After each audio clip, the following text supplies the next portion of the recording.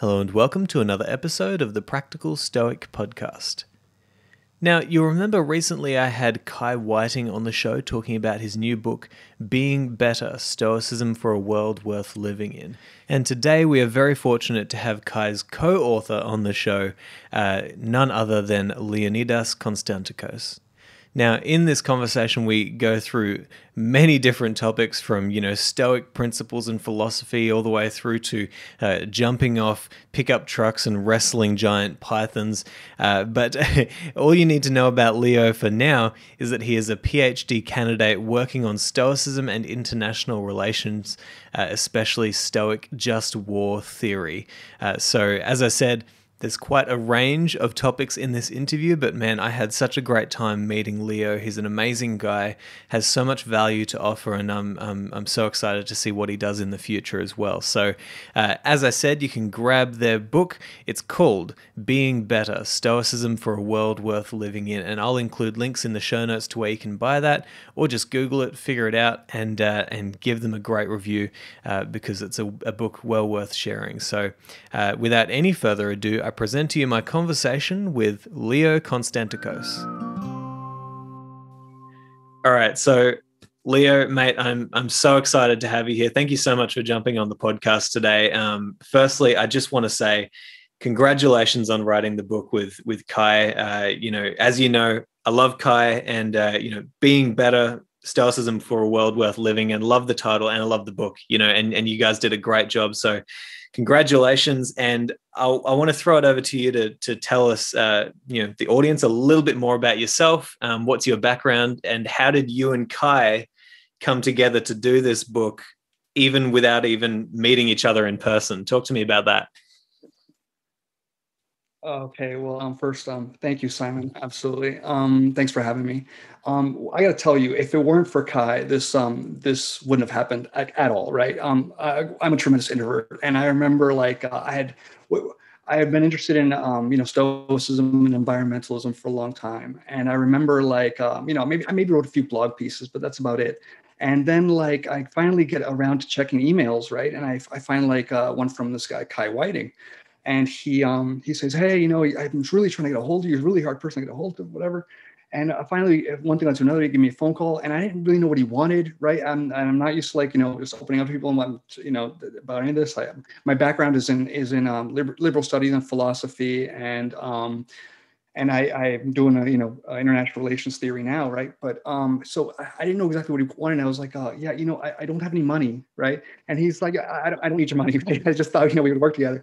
And I got to tell you, that's how it started. We wrote a few pieces together, a few articles together, and then we started working on this book. And we, not being able to actually haven't met him in person or anything like that, it was a challenge, but it was so worth it. The journey's been great, right? And Kai really, I got to tell you, the thing about Kai, man, is he will set the tone, right? He has a perfect tone, and I come off as way more aggressive and than I should, right, when I'm writing. And I remember that your interview with Kai, you guys were talking about, do you see the logos? Do you hear the logos? And I was thinking you were saying that you see it, and Kai was talking about he hears it. And I was thinking in my mind, yeah, for me, it's the logos punches you in the face. Oh, you want some philosophy? Boom, there you go, right? And so working with Kai has really, he's really been able to make it a gentler tone. It's just, we're able to write a piece where I can get my point out. And so when and it doesn't, sound as aggressive as I would have written myself. Without him, it wouldn't happen. So I'm really thankful for having met Kai, really. Yeah, well, your two voices together certainly gel to make something special, and I think that and that might be. I hope that that's the cheesiest thing that I say all interview, by the way. But it definitely comes off that you guys worked well together, and you've got that similar view of the philosophy, that there's a deeper truth that might not be fully realized at the moment in many of the circles that we talk in. But tell me a little bit more about your background, because you've got a very interesting background in philosophy, but also in war and military and stuff like that. So just tell me more about who you are and what's led to this. Sure. Well, I got to tell you, I always read philosophy as a kid, right? I mean, as a teenager, especially, I was always like really into history, and a part of the history of antiquity was also the philosophy. And I read it as a kid. I never really got it though. But it was I like having that part of your brain tickle that's like, oh, what is this, right? And it didn't, but it didn't make as much sense to me as after I joined the military, and I did 2 tours in Iraq, and when I came back, I started reading this stuff again, and I really hit me a whole different way, right? So I started, especially when I was reading the dialogues of Plato, and I started looking at Socrates again as like, but this time I saw him as like, not just this old man stumbling around Athens barefoot. What is this up in the sky, right? But I really saw him as like this disgruntled combat veteran, right? That's the way I saw him, right? Where it's like, look, we just spent 27 years fighting the Spartans and we lost, right? And especially as an American, right? Just looking at this like, oh, I saw kind of like what Socrates will probably say to himself, like, with our democracy and our tremendous military and our empire, like, what are we doing? Why did none of this turn out the way we wanted it to turn out? And then, I kind of just fell in love with philosophy all over again, right? And then that led me to the Stoics. And I remember, I think my first intro to Stoics was in I think middle school when I was learning like Julius, the play by Shakespeare, Julius Caesar, and there was like a throwaway line in there where it was something like, "If we meet again, we shall smile, and if not, this parting was well made." And my teacher was trying to tell me, well, this can represent something like Stoic philosophy, where nothing's really, there are more important things in life than your feelings, and even death isn't bad. And really, that started coming back to me after the war. And for someone like me that, just I was a combat medic during the war. And the thing about being a combat medic is not just like you shoot someone and then you move on. It's like you have to see like just the worst of everybody and of everything, right? So, Stoicism really helped me get through that for especially after the first few years when I got back from the war. Just 3 years that were just kind of lost in a haze. But after that, like I just fell into Stoicism and I never got out of it, right? I mean, it was just it really gave me a chance to examine my life and give me a life and a world worth living in, right? Yeah, yeah, yeah, absolutely, man. And somebody who does a lot of work in this field is you might know Nancy Sherman. She obviously deals a lot in how Stoicism relates to the military and dealing with PTSD and stuff like that. Have you noticed with yourself that Stoicism has helped you to effectively come home from war and overcome those things that you've seen? And have you seen that in the lives of other people who you served with? Yeah, right. So I was lucky in that Sherman's book was one of the first ones I read, when I was getting into Stoicism, and I'm lucky for that. Certainly, one of those books like that have influenced me greatly. But I got to tell you, just looking at it now, I wish I had learned this in high school, right? I mean, it would have been much more convenient learning it in high school, not learning it in my late 20s, right? So Yeah. so yeah, thank you for people like you that are trying to change that, right? No, well, look, we're just trying to. All I'm trying to do is get people to see that there's so much deeper value in this philosophy than you might even see when you first start reading it. Like there's such a depth to this philosophy, and what I'd love to know as well is uh, how what did you take away from the experience going to war? Because I've spoken to, for example, Roderick Yap, who's a military veteran in the UK. He's done all kinds of interesting things. And he's kind of brought back a lot of lessons from his experience there, and is now in the corporate world. You've kind of come back and you've gone straight into the philosophical world. And I'd like to know, yeah, what did you take from that experience? What did it teach you about life?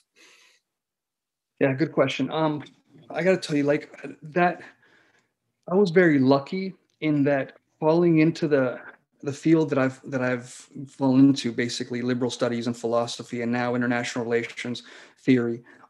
It's they've never said no, don't read that, right? And being like, reading so much of Stoics, like, oh, you like Stoicism, you like political philosophy, yeah, go write about that, right? So what I took, what one of the things I'm working on now that I'm kind of dedicating a large chunk of my life to is just war theory, right? And the Stoics, what would a Stoic just war theory look like? And there's so much that I find interesting that opens up new pathways for justice generally and for war in particular. For example, like this concept of the Stoics what I might call internal justice as opposed to an external justice, like rather than mere laws and rules and treaties and norms, justice as a character trait, right? Because it helps us solve this why should I do what is right question. Why should I be good question? It's meta-ethical question, right? And for example, a lot of just war theory today is saying, well, there are deontological rules. Basically, there's rule following, right? In wars, right? You never target non-combatants. Or there's also consequentialist aspects to it. So like, well, if it's a supreme emergency, then you can firebomb a city, right? And I just thought that this was very, it's confusing, right? It's literally confusing to these paradigms. It's like, deontology and consequentialism is like, biscuits and gravy or biscuits and jam, right? Like they're both really nice, but you can't eat them both. You cannot have them all, right? Because it's something that's disgusting, right? And that's what I thought that this just war theory was like. It's like too confusing, these two paradigms. I thought, wait, maybe these are asking the wrong questions, right? So a Stoic might look at this like, okay, well, I could tell you why I should be good. Well, I mean, that's, following nature is part of a complete life, part of a fulfilled life, a flourishing life, rather than just following rules or looking for consequences.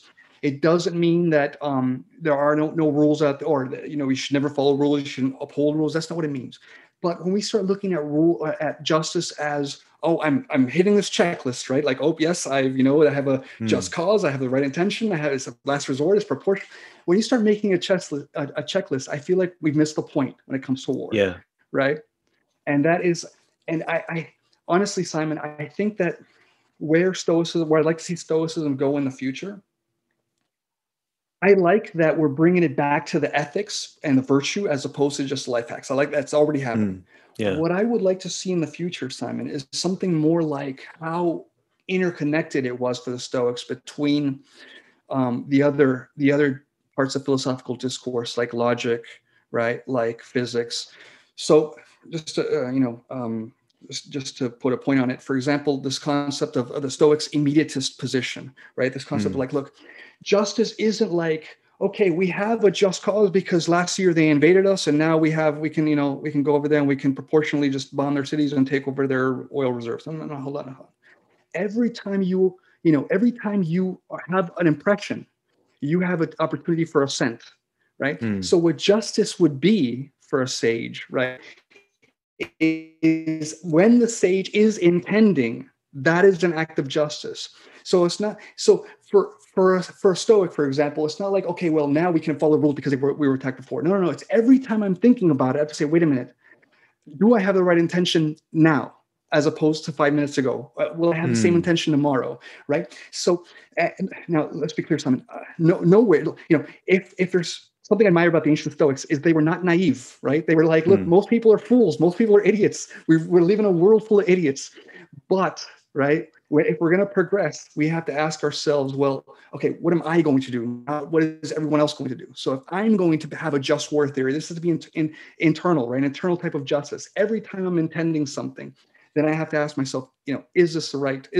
Am I doing an appropriate act right now? Right. That's what I took from it. And that's what I think I'd like to see more of in the future, Yeah. And so you're obviously thinking about the application of this theory in the military complex, right? And so, I think that now I'm completely naive on these topics, and I always feel a tiny sense of guilt when I talk to anybody who has fought in a war, because it's like, you've done something that most people in the country would not have the goal to do, But I think that one thing that war truly reveals is it reveals that we need a deeper wisdom. Like you talk about naivety, some people are very naive and they'll say, well, we just should never have war. It's just but that's not wisdom. You have to take it, like war truly does reveal that there has to be a deeper wisdom about life, and there is a time to fight and protect what is good about what we have, and then there is a time to withdraw.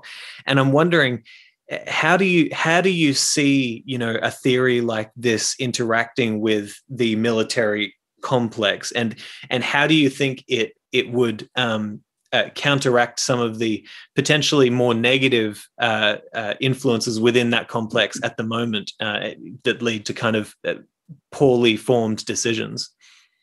Yeah, great question. I got to tell you, Simon, like I want to say some very good things about this. So I'm going to start off by preempting the criticism and saying like some of the what we might say bad things, right? For example, we have Marcus Aurelius, right?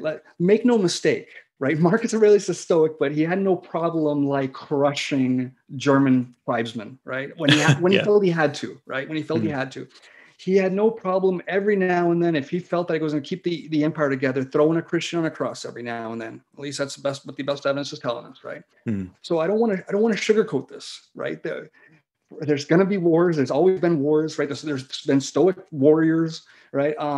King Cleomenes, for example, that we mentioned in the book. I mean, we don't get as far into it as I would like maybe in the future, but I mean, this is someone who, just destroyed a city, right? Destroyed megalopolis. Like, okay, so, but that being said, like, for example, Cleomenes, right? He's like, okay, I have to destroy the city. I can't let the city stand and still, be a good king, right? For whatever it is that I'm doing, right? But what can I do? I can ask people if they want to surrender. I can ask people if they want to come back and be my allies. They don't want to do any of that. Okay, they're going to be my enemies no matter what. Okay, I can get them out of here and let them go be refugees somewhere else. As I destroy their city, I don't have to destroy it with them in it, right? Or Marcus, when on his worst day, Marcus is like, okay, these Yazigis, right? They're just fit for extermination, right? And then he's like, maybe I can use them for something else. So again, yes, if General Sherman, which one of our Union generals, was right in saying that war is cruelty and you cannot refine it, maybe, but Marcus found a way. If you can't refine it, maybe you can just put it on the side of your plate, right? Maybe you can just say, okay, look, they failed me at every opportunity, and yet I can use them for something else. I mean, he's a political realist at the end of the day, like any, Roman emperor worth his salt had to be. And yet he found a way to be cosmopolitan. He found a way to say, okay, look, well, the empire needs people. What can I do? After I've conquered the military, I can let them move in and they can settle on that land, and they can pay taxes just like everybody else and become Roman citizens, right? There was always a way, and he, was very good at not letting his a hatred for the other, get involved, or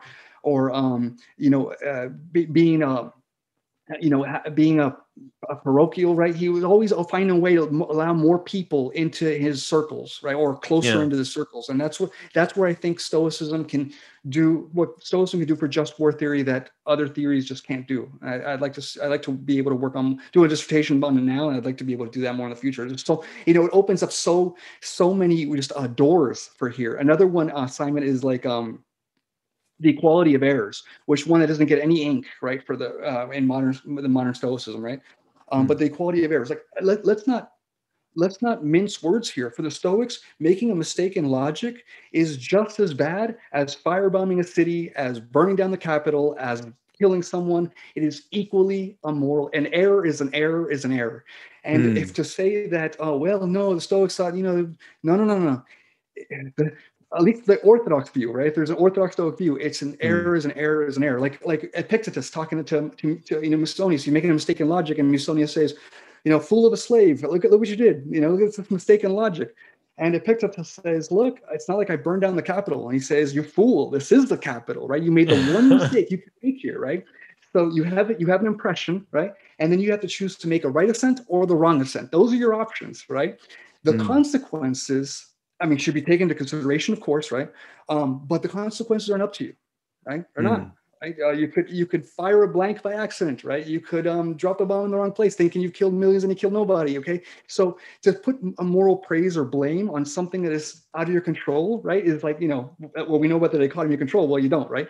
But what follows from that is that an error is an error is an error, and cruelly kicking a stork's nest is every bit as bad as burning down the Capitol, right? And that, I think, is an interesting What I take from that time is not just saying, well, we can do whatever we want because at the end of the day, all sins are equal, or all errors are equal. No, for me, that means there's a chance at reconciliation always, right? It's like, look, and as Cicero says in De Officiis, right? Like, basically, okay, why are we blaming people for doing what we would scorn them for not doing, protecting their country, right? So is that why we're holding them accountable for doing something that we would do and that we would mock them for not doing? Well, then there's always a chance for reconciliation, right? You only resort to the mode of beasts if you cannot resort to the mode of human beings, which is rational discourse.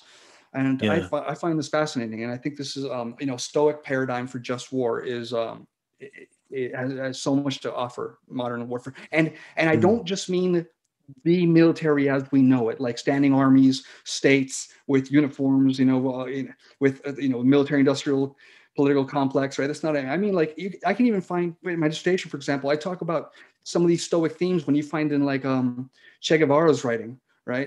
You don't have to agree with these guys on everything. I'm not telling you to do that. Right. But Che Guevara's writing and Mao's writing, in Galula and Trinquier, who are like counterinsurgents in Algeria. Right. They bring up these themes like, for example, Galula will say like, look, insurgents, sometimes the ones that are too far gone, you have to make an example out of them, which is something what Seneca was saying in his On Mercy. Right. But other than that, if they have reasonable complaints, then address those. Right. And right, and I think this is, this is interesting. And another thing Galula is saying is like, look, the soldier sometimes has to be a teacher, sometimes he has to be a bricklayer, sometimes he has to be a nurse. I'm paraphrasing, but that's basically his point, right? And it kind of just, for me, I saw this as a Stoic principle of cosmopolitanism, right? And your social roles. Like, yeah, I'm a soldier, but it's not like I don't want to be just the invader soldier, right? I also want to be, you're someone, even even you're the furthest foreigner to me. Well, now you're closer in my circles, right? Now I wouldn't treat you, I wouldn't do something to you that I wouldn't do to my own countrymen, right? Something like that. I think that these Stoic cosmopolitan principles are beautiful. And I think that a Stoic paradigm has a lot to offer modern just war theory. Yeah. I don't know. Am I saying something that makes sense? Or no. It makes sense. And one thing I'm interested though is, obviously in military there is a hierarchy. Now, if you sign up for the military, obviously one of the things that you sign up for is if your superior tells you this is the mission, this is what we're doing, this is what you have to do, I would imagine your response is 100% of the time, yes, sir, right? And you'd imagine, you'd think. But I guess I'm wondering, because I see the wisdom in having that hierarchy and having the trust where you know that the people who have been higher on that hierarchy, you're going to respond to what they ask you to do, and you're going to fulfill their missions, because otherwise the trust in the organization breaks down, and that's not a good thing.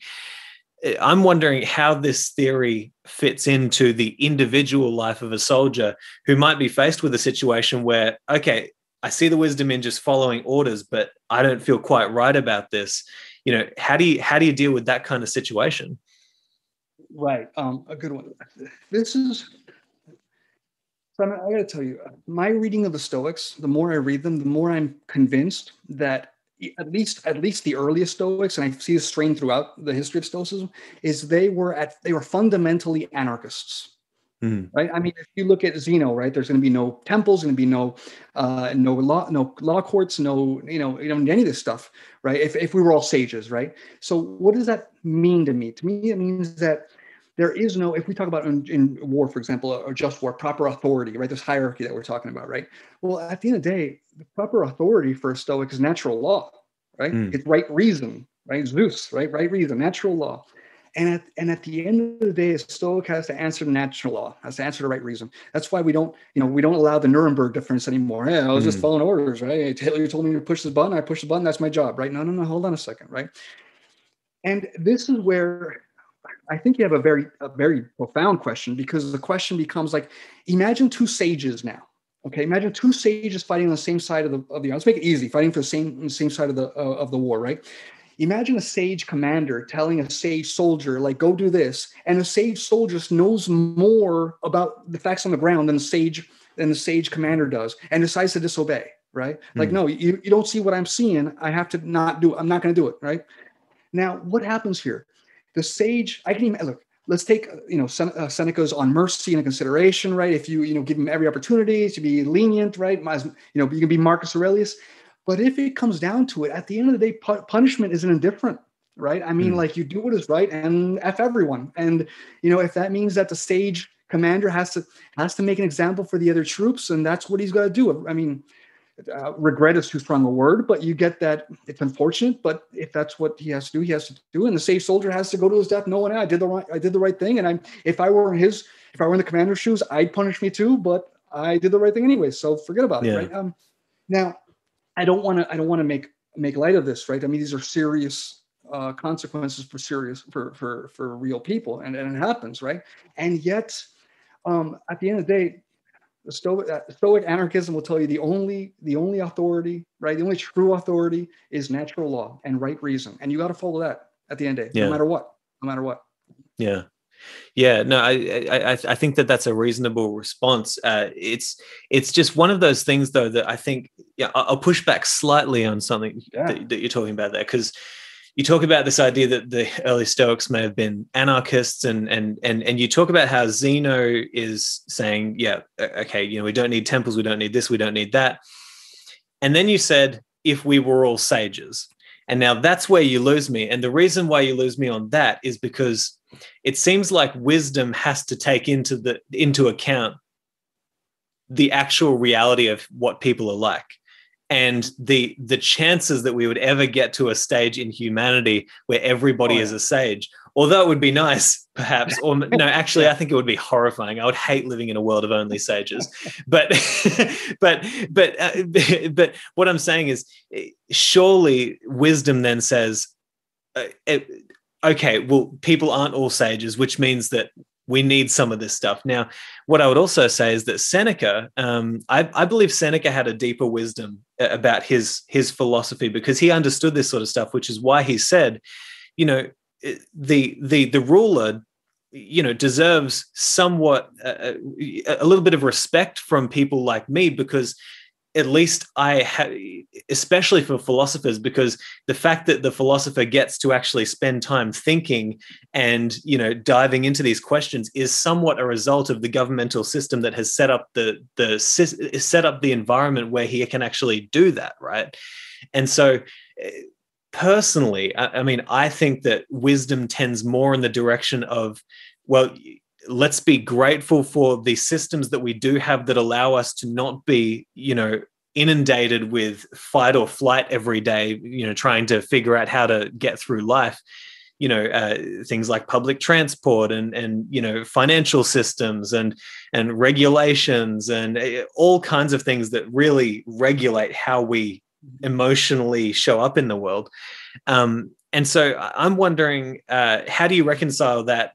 How do you reconcile the wisdom of, say, anarchism with, okay, but we kind of need some of this stuff to remain stable in our society so that we can actually even have these conversations, Yeah, I mean, I don't disagree with you at all, right? I mean, sure.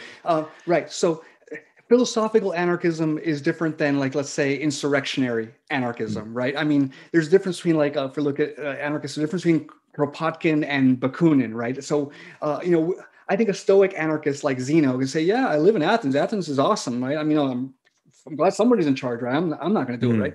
And and also say to themselves, but at the end of the day, they're not sages, and we have to think things out for ourselves. I mean, they might know more about a certain thing than I do, and I have to accept that, right?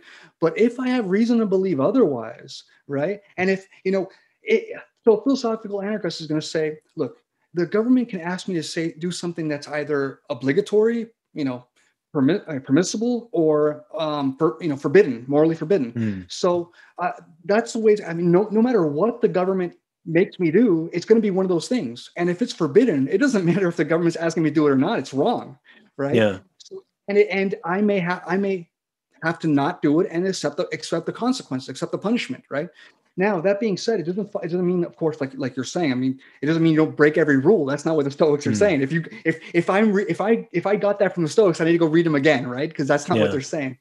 But look at like Diogenes, right? Diogenes of Babylon, when he's going when he's getting sent to Rome to kind of barter down the debt that Athens has to pay over the war with Mithridates that they were in, right?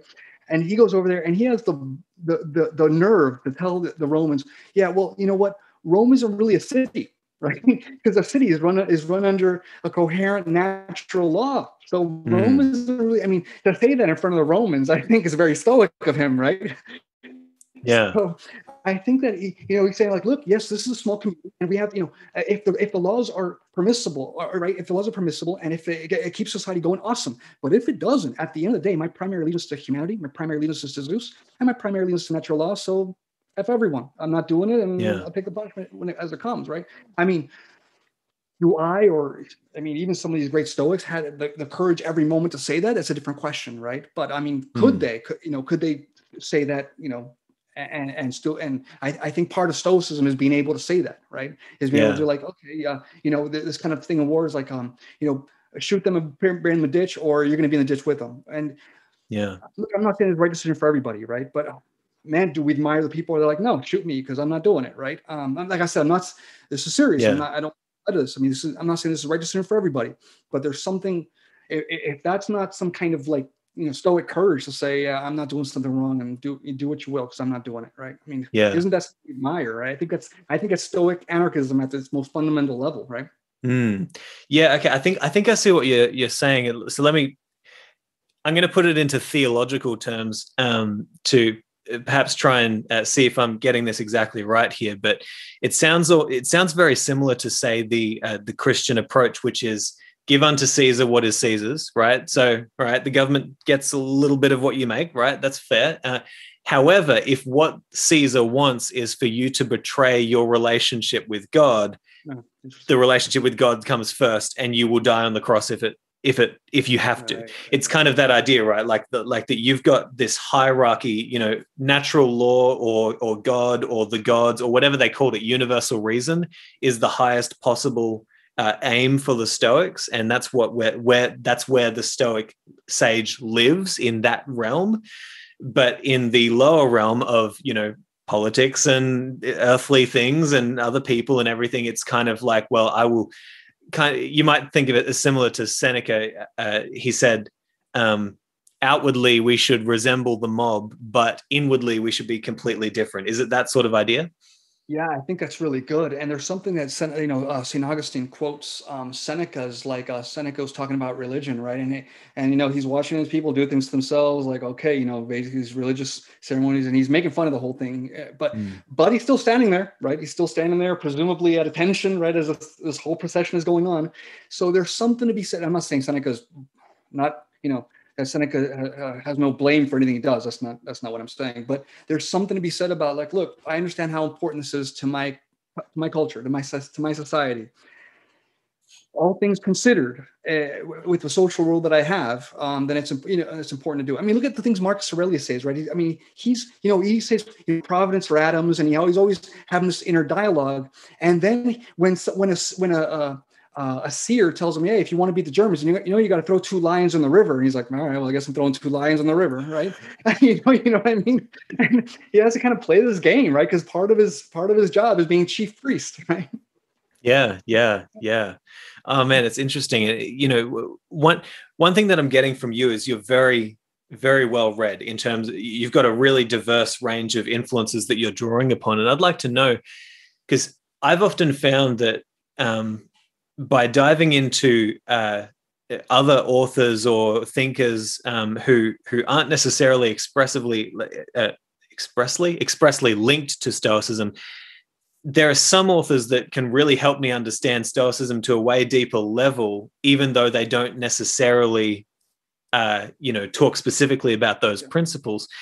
Are there any thinkers, theologians, philosophers that you would recommend that aren't necessarily exactly linked with Stoicism, but who have taught you so much about the Stoic way, I guess? Yeah. Oh man, good question. Well, I got to tell you, And here's where you're gonna get something different. I'm not gonna say it splits too strong a word, but we're gonna get a different view between Kai and I, right? Because Kai knows everybody in the modern world, right? Like half these people in the book are like we write together. Like I didn't know who they were before Kai mentioned them, right? Yeah. Yeah, right. I knew Pat Tillman was, and that's it. Then Kai taught me everything else. Like for me, it's the ancient world. Like who were these people, right? Yeah, I gotta tell you, the things I find most fascinating is people who make the Stoics look bad. And I know it's going to be messed up saying this, Yeah. but look at this. For example, the conspiracy, the Pisonian conspiracy against Nero, right, where Seneca gets involved, right, or Seneca's supposedly involved one way or another. He loses his life over it. A bunch of Stoics lose their life over these. A whole group of Stoic opposition lose their life over it. Okay, so we have someone like Seneca's nephew, right? I'm getting this from Tacitus, by the way. So basically, historians is what I'm talking about here, right? Ancient historians. But look at what Tacitus is telling us, or implying, basically, right? Look at Seneca's nephew Lucan, right? What does Lucan do? He says, "Oh yes, I'm a Stoic, and we're going to kill Nero." And then he's telling his friends, "Yes, I will. I will give you Nero's head after I'm done killing him." Right? Well, the whole thing gets found out, right? Dispreferred indifference happened, right? Mistakes are made. What happens? Who is the shining example of how to die? A Greek woman, a freed woman, and a former slave, Epictetus, right? Who had presumably never had a day of stoicism in her life, right? Her own connection with this whole thing is she's Seneca's brother's mistress, right? Or concubine, or whatever. And she dies like better than Lucan does, right? Lucan goes to his death ratting out his mother. Like, no, please blame my mother. This sounds like the classic tale of like a rich nephew, like Seneca's this ultra, investor and advisor to the and his rich nephew is just screwing everything up. Yeah, right. And Epictetus, she's tortured 2 days, right? And then the second day, she's like, "Yeah, I'm not doing this anymore. I'm not ratting anybody out. I'm not doing this, right?" And she hangs herself with her own bra, right? Yeah. I mean, and this to me, man, they had tough bras back then. But go on, sorry. Right? That's crazy. right. Yeah. So to me, this is like this is one example of like, look how we're reading this stuff every day. I mean, you and I, but also these ancients who had like, were basically just a few generations removed from Zeno. They're reading this stuff every day, and Stoic philosophers live in their house and they're dying like a bunch of chumps. Whereas this one person, one lady who's never had a day of stoicism in her life, is able to have a very, relatively speaking, would be called a very good death, right? So this is the kind of things that fascinate me, right? Look at, for example, and this is off the cuff, Simon, so don't judge me because I don't remember this person's name, but there is a Cynic philosopher, or Cynic inclined philosopher. I'm sure all your listeners know who it is, and here's on the tip of my tongue.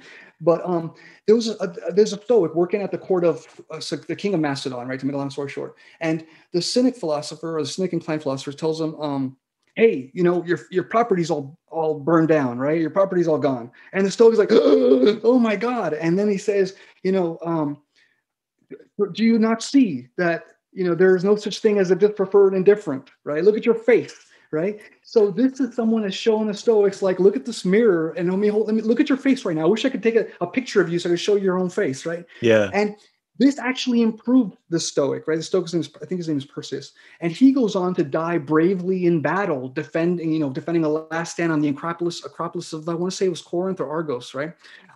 So to me, what's interesting to me is the non-Stoics that can improve Stoicism just by their example, right? Even if they weren't Stoics themselves. I'm reading a book now, and I'm not being sponsored by this author. I mean, they don't sponsor me or anything like that, but it's a book called Elephant Company. So I'm just like, I'm reading now about what these people had to go through during World War II to like, fighting the panic fear of the Japanese coming and bombing everything and killing everyone, right? And still going with their elephants to go rescue people through the jungle, right? And probably never found what Stoicism was, or didn't think of that anything about it. And yet it can help inform so much of what it means to be a cosmopolitan, right? What it means to care about someone, even if they're from a different country with a different language, right? This is the kind of thing that fascinates. I mean, and I don't want to take anything away from the Stoics here, Simon. Like I've been reading the Stoics for over a decade. I love that. But there's also something to be said about the people that can say, "Oh, really, you're a Stoic, right?" Because let me show you this Yeah. other person that has not a day of Stoicism in their life, and they make you look like crap, right? And that is Yeah. the thing that I find fascinating.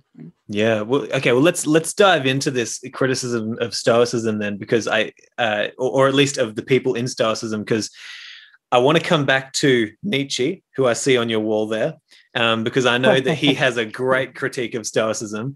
But before I do that, I wonder, we read these ancient stories of the Stoics. We read about how they bravely died and faced death and face these hardships in life, and it's all very good and well to you know act as if we are embodying this philosophy by studying it back then and then thinking about how we would apply it to our lives today. But I would probably guess that 99% of people who considered themselves to be Stoics today, if faced with the same situations that they had back then, would be running and crying and horrified. And I include myself in that group of people. I really do.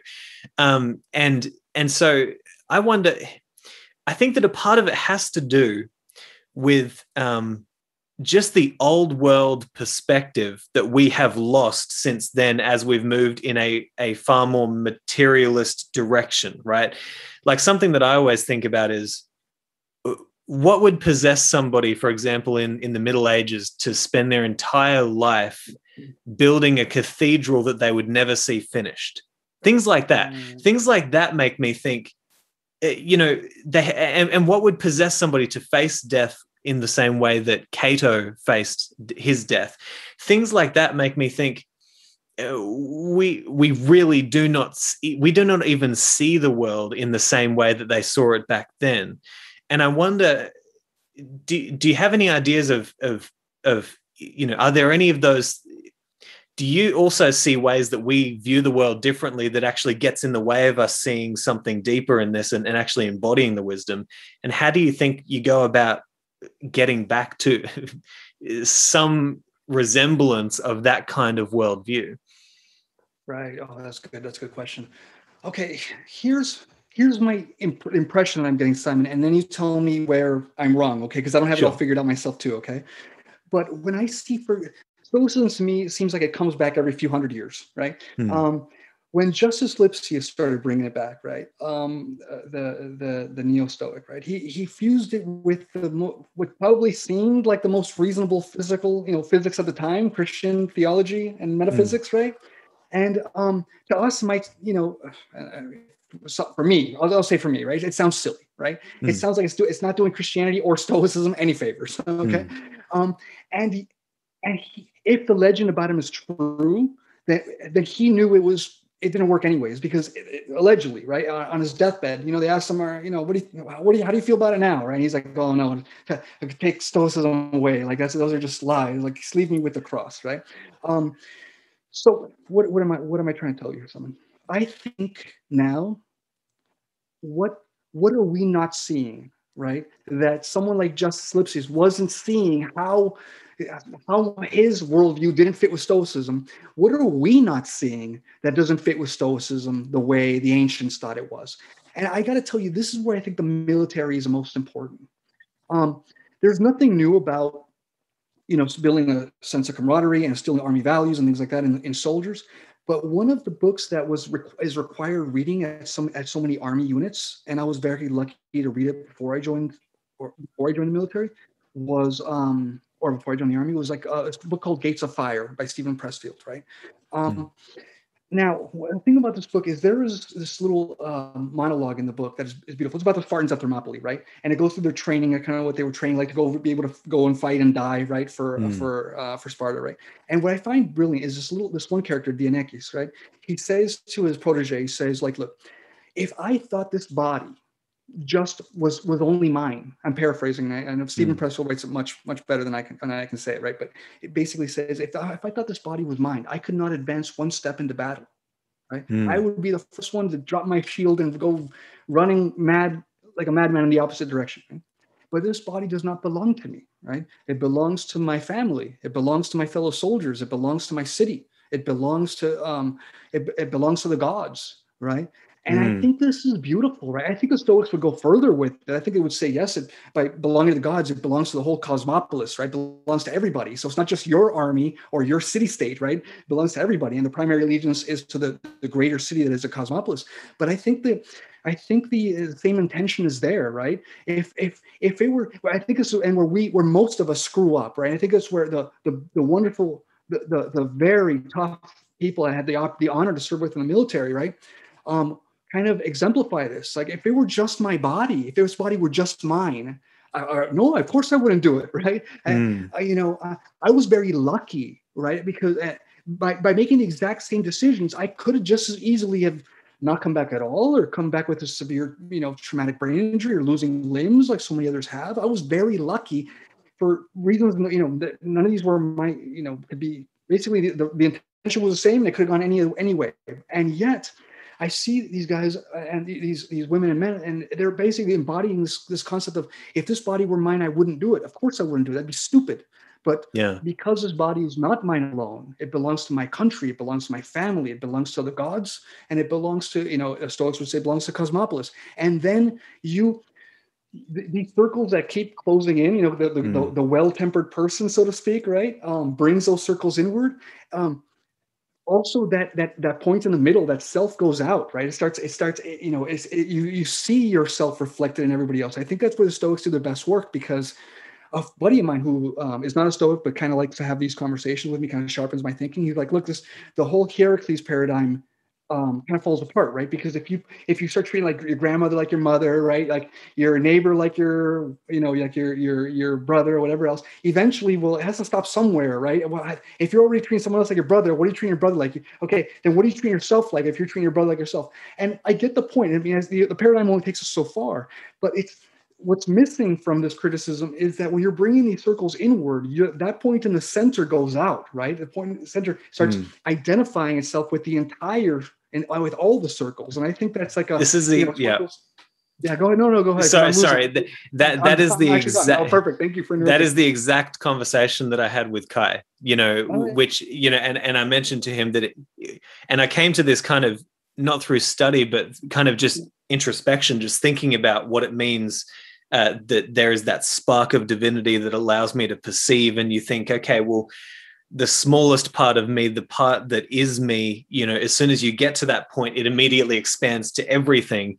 And that's almost like it's almost like an enlightening point when you realize that, right? Because you realize that, okay, I'm made of the same stuff as absolutely everything else in the cosmos. I came out of this cosmos just in the same way as everything else did. And so in a sense, everything that you're saying there makes sense. And I'm really glad that you're putting it in those terms, because, even Seneca, often talks about, despise the body,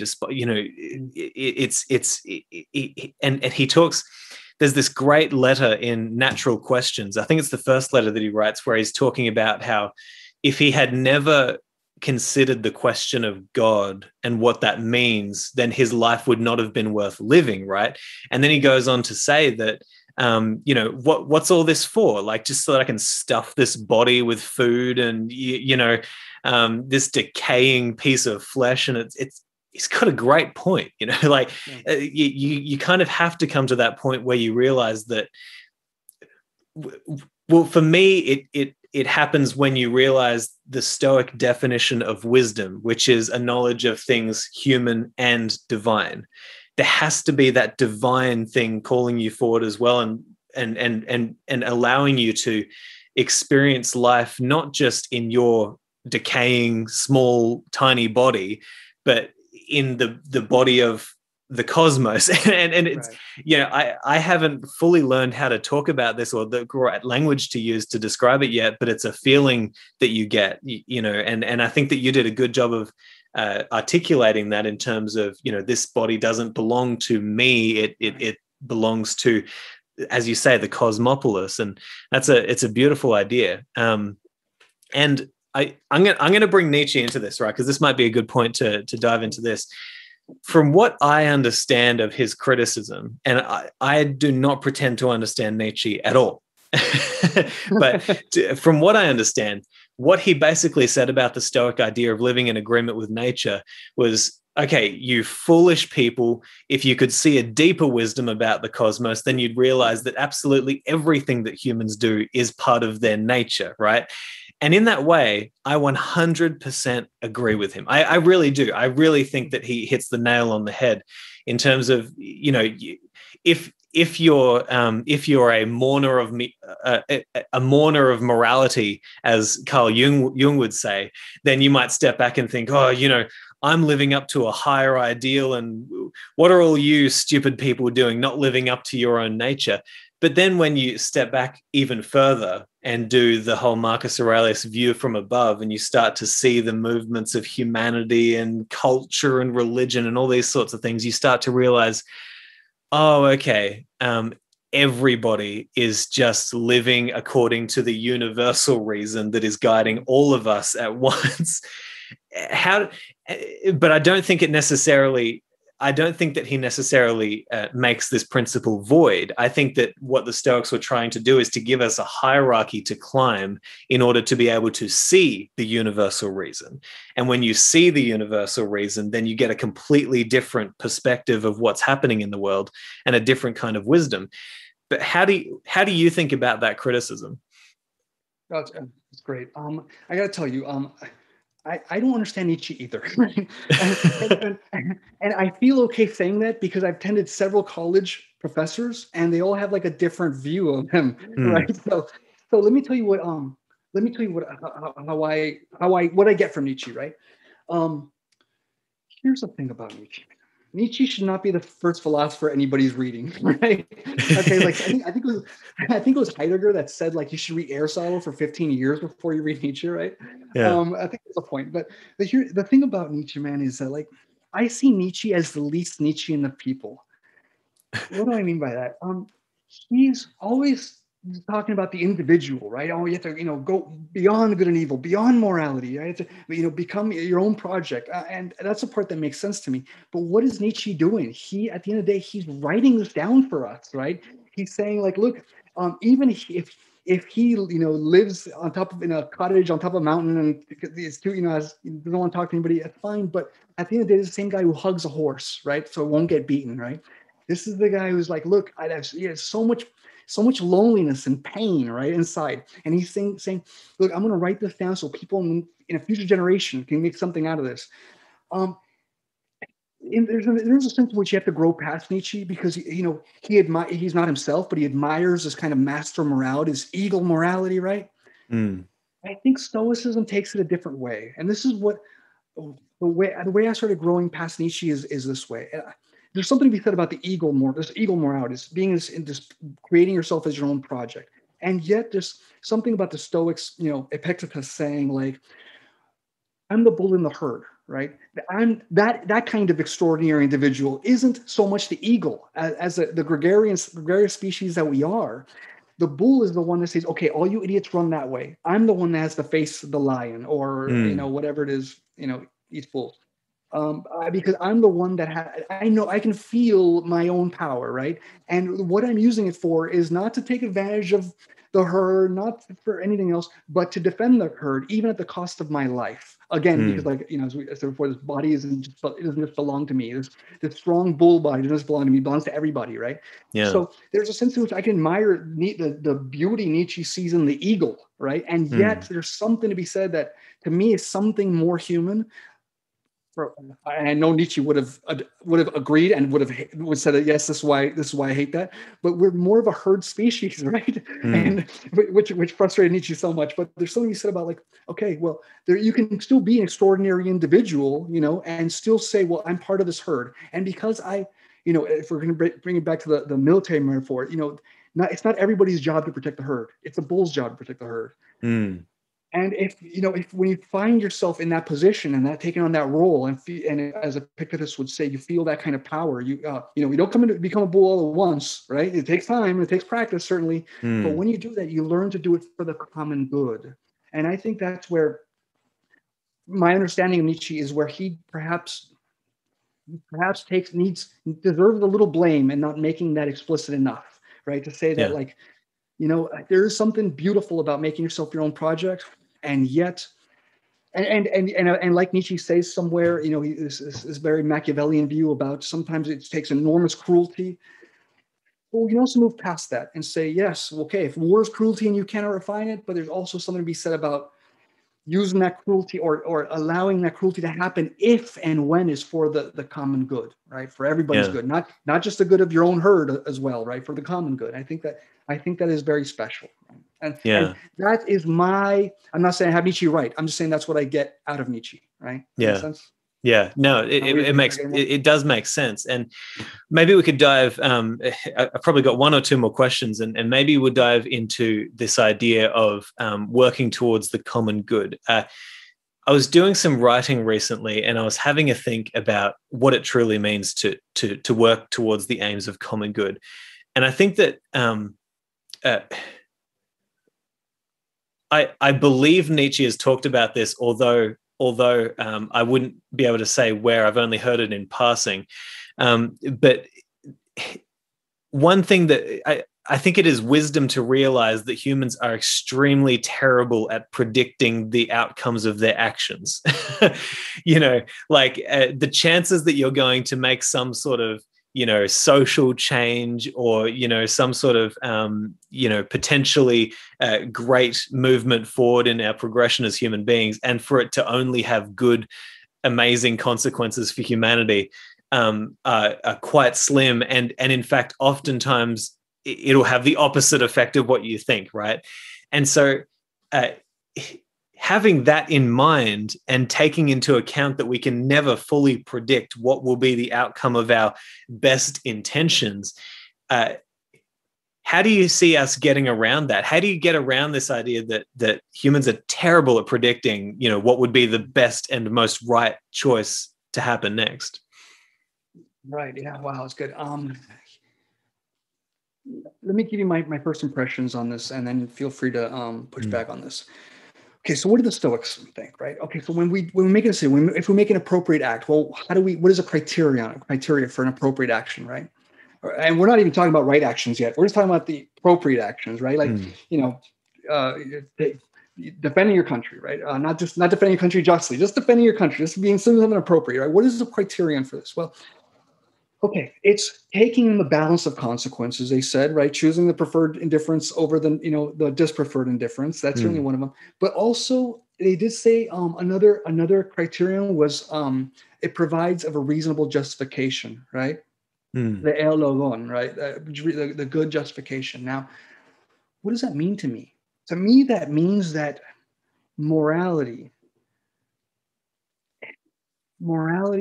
implies language, right? I mean, I'm not telling you anything original, right? The Stoics understood, this concept, this dual concept of the logos, right? Logos around us everywhere, and also logos in language, right? Yeah. So the fact is, what do we do when we praise or blame someone? It's not just like, well, I like coffee, ice cream. You like murdering redheads, same. No. It's not that kind of thing where we just, I say, well, that's what I like, right? When morality is being sought here, we look for justifications. So we have to be able to say, okay, well, let me give you my reasons for this. And in this context, in my social role, right, taking account, who I am and my social role and this context and circumstances and et cetera, this is seeming like the most appropriate action of time. Now, I'm not just throwing out into space. It seems to me like what the Stoics are saying here is that morality implies language. And I at least theoretically, ought to be able to communicate this with you. And any reasonable person should be able to theoretically agree, right? This is why in Zeno's Republic, if we were nothing but sages, right, it wouldn't be a democracy. It would be a consensus, right? We would all just be, okay, yeah, that makes sense. Okay, yes, the ayes have it because there are no nays, right? I think that's what's important. Like, all reasonable people would be able to theoretically come to the same conclusion, right? Understanding the context, right? Now, are there reasonable people? Well, have you met people, right? Have you met, how many reasonable people have you met, right? Yeah. But regardless, at least theoretically, it should provide you with reasons you can state in language. I mean, that's what makes us moral creatures, right? For the Stoics, is like, you don't just get an impression, you get a rational impression because it comes with propositional content, right? It's not like we're animals or like we're other animals, and we look at something and say, white wall. We don't just get an impression of white wall. implicitly, at least theoretically, that impression comes with a propositional content, right? The wall is white. What does that mean now? Now it has a truth value. It's either true or it's false, right? Yeah. And even if I can't tell if it's true or false right now in a dark room or whatever else, it still has some kind of truth value. And because and you put it in a propositional content, now it has a truth value. Now that's a silly example. The wall is white, but moral, for a moral impression, right, of what we should do or how I should treat someone, that also has. If it's a rational impression like human beings get, then it has a propositional content. It's something that I can assent to or I can withhold assent to, right, or reject. And that should mean that at least theoretically, should be able to say, Simon, this is why I did this. This is the impression I get. This is the truth value that it has, and I assented or I withheld assent. And at least theoretically, you should be able to say, yeah, okay, that makes sense in the context and being who you are in your social role, right? That's where I think the Stoics do their best work. Right, because they explicitly say, like, okay, it's not just the impression I get. I mean, you have the propatheia, right? You have the first movement. Certainly, anybody does, right? The fight or flight responses you were talking about earlier, right? But when you can take a chance to reflect on this, and you can say, okay, stand back for me a little bit, impression. Let me see what you are, like Epictetus says, right? Then we can say, okay, let me put this in what is the propositional content of this impression? Okay, so let me, like we say in the book, right? I'm involved with this group of veterans called Swamp Apes, who we go and we capture pythons, right? Now I'll be there with a flashlight in the middle of the night sometimes, right? And I'll look and I'll be like, wandering through Everglades. I see a bunch of red eyes looking back at me, and there's all a bunch of alligators, right? And okay, my first impression is like, right? Okay, this is where I die. That's what's going to happen next, right? And but it's a little panic fear too, because I mean, alligators size you up, right? If you're too big, like, yeah, no, it's too big, right? And yet, like, my first impression is like, this is an alligator. I'm about to get eaten, and this is terrible, and it's appropriate for me to be terrified, right? So all these impressions are coming at me, right? So what would the Stoics say here? I'd be like, okay, whoa, stand back a second. What are those impressions you get? These are alligators. I look again. Yep, they are alligators. I assent to the fact that they are alligators. They will eat me. Yep. If I'm do something stupid, or if they're hungry enough and I'm, whatever, and I don't play my cards right, they'll eat me. Okay. And there's another one. This is terrible. And then what is Stoic? Assume I'm a Stoic. Let's pretend I have that kind of prudence and courage, right? Pretend I'm a Stoic. And I say, okay, is this terrible? Well, let me bounce it up against my conceptions about what is bad. Is death bad? No. Is being eaten by an alligator going to make me a worse person? No. It's going to make me not a person, sure, but it will make me a worse person. No. So getting eaten by an alligator is not something terrible, and it's not appropriate for me to be terrified. And then, so we have the impression, we have the assent or the withholding assent. And if I can withhold assent, then it never gets to that boom, that passion, where now it's an emotion. It's not just the first movement. It's not just like that panic, it's now an emotion, because now I've assented to that, right? And I think where the Stoics can say, okay, it's that propositional content that is what is you assent to. That is the part that is you. The impression out of your control. The passion out of your control. Now, have you tried talking to someone who's angry? You just leave them alone, because that's as far as you're going to get, right? Wait till they calm down. But that dialogue, that inner dialogue, is what makes us moral creatures. And I think that's where the Stoics do their best work. And I think it doesn't get nearly enough ink these days. Right? What do you think? Yeah, man. I mean, like, I can't even get myself to be calm in a horror movie, let alone shooting shooting snakes.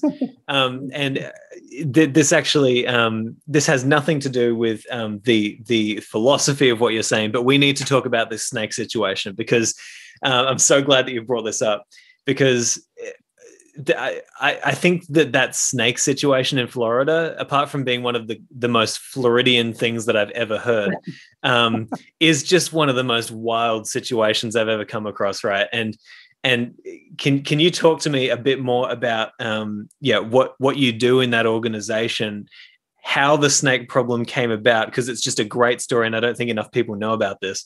Well, it's a terrible story. And also, can you commit right now to taking me out on one of these expeditions when I come there to see you sometime? That's what I want. So I'll throw it over to you. Yeah. You're more than welcome. Definitely. I'd love to see you out there. Sure. Absolutely. So what happened? okay, so these things are from Myanmar, right? Formerly, Burma. And what happened? We had like a kind of like a zoo thing here, right, where they house these things. And then Hurricane Andrew came in the 90s and just blew this thing over and blew a bunch of them into the Everglades. On top of that, right, adding to this, you have people that buy these things, right? So they buy pets, they buy them as pets. And then all of a sudden they turn into, not all of a sudden, but after a few years, they turn into like now 7-foot snakes, 8-foot snakes, right? Like, okay, I got to feed this thing a goat like every so often, right? And then of course, they find it too much. So, they do the least responsible thing that they could, and they release these things in the Everglades zone, be free, right? Well, guess what? It's not East Asia, right? So it's not South Asia. So they don't have any natural predators here. They eat everything.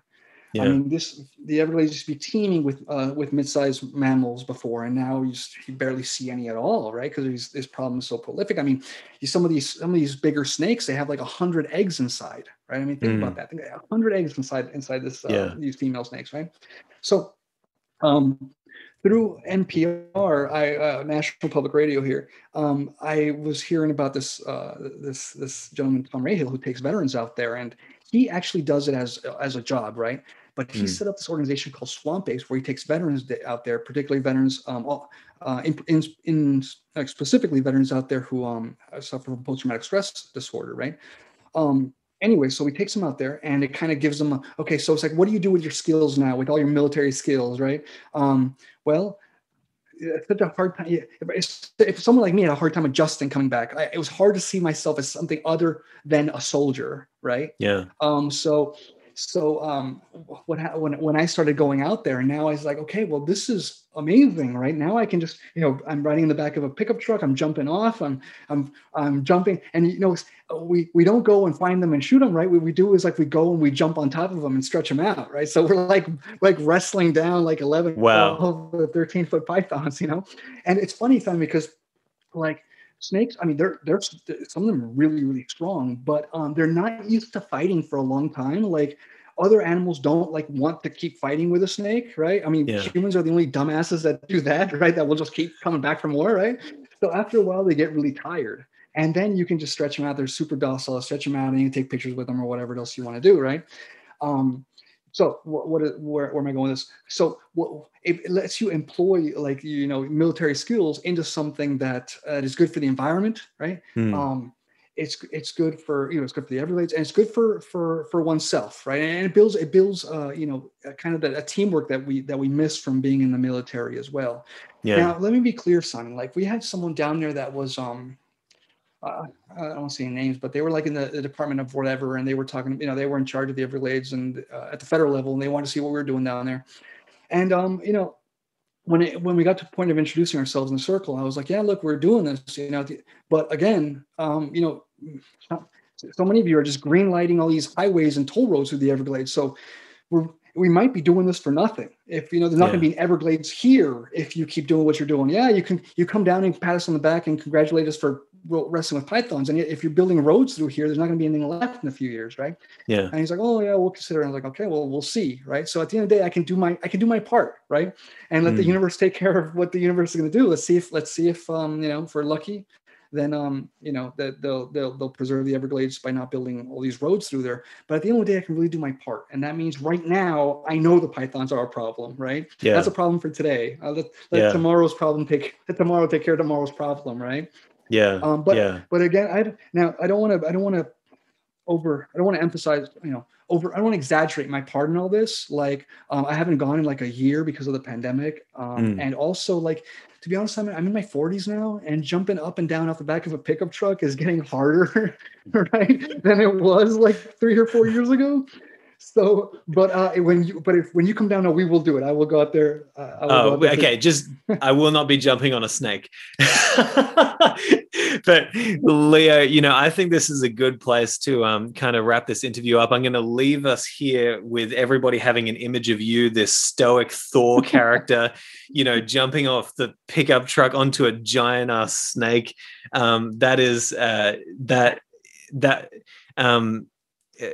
That might be the manliest thing I've ever heard in my life. I don't know how else to say it. But yeah, man, this has been such a great conversation. I really want to have you back, and I want to keep in contact. And thank you so much for sharing. And I'm going to include links to where people can get the book as well. Obviously, I recommend that they do that. And you've done a great job. And thank you so much for your contribution. And thanks for having me, Simon. This has been great. I'd be happy to be back. Hey there, YouTubers. I just wanted to let you know that if you love this episode and you'd like many more just like it, then you can head to patreon.com/Simon J.E. Drew. There you'll get access to exclusive episodes that haven't been released yet, as well as many other benefits. Also, if you'd like to work one-on-one with me in my coaching practice, then you can head to simonjedrew.com/coaching. Talk to you soon.